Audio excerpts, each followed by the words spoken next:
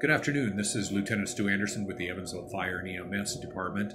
Just coming to you with a little bit of information about the earthquake some of you might have felt last night. There was a recorded 3.7 magnitude earthquake that was centered north of Glen Rock in the Rolling Hills area in Converse County.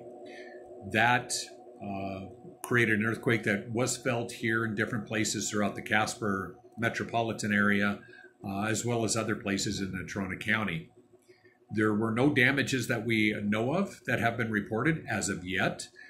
Just some more information about earthquakes around here. They're kind of rare, but we do have them. The worst being back in 1897, 5.8 magnitude earthquake that did happen here in the Casper area. I couldn't find the information where it was centered, but it did do quite a bit of damage to different places here in Natrona County. One of the prominent places it did damages to was a place called the Grand Central Hotel, located at 2nd and Center in downtown Casper. That building is no longer there. It used to sit on the southwest corner of that intersection.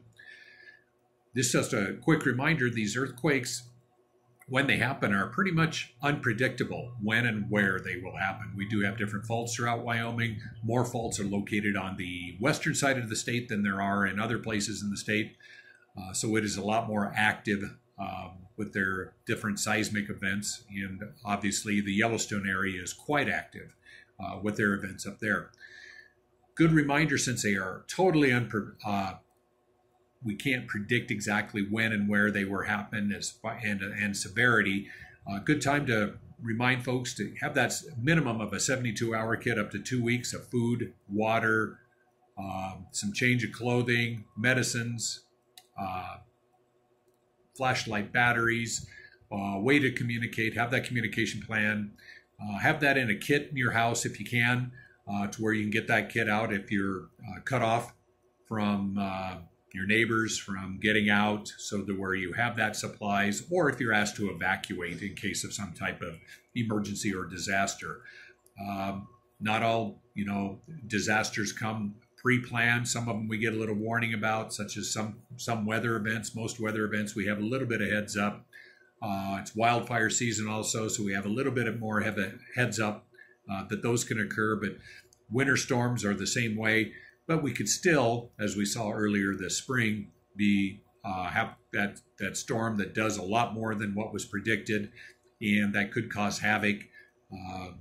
The different severe thunderstorms that might come through, or that develop into a severe storm, that might create different flooding or other things that might happen out of that storm that create a emergency or disaster in your neighborhood or your community. So have that 72-hour kit available.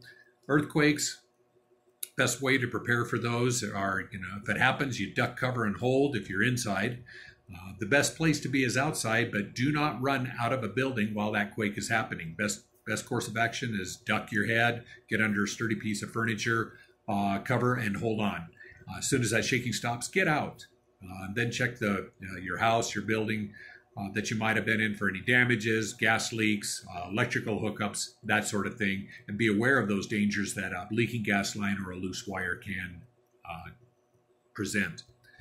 So just to have that family plan, have that family 72-hour kit, and don't forget about pets and special needs, such as if you have little ones, diapers, your pets, food and water, medicines, maybe extra oxygen if you got oxygen, someone who's oxygen dependent at home.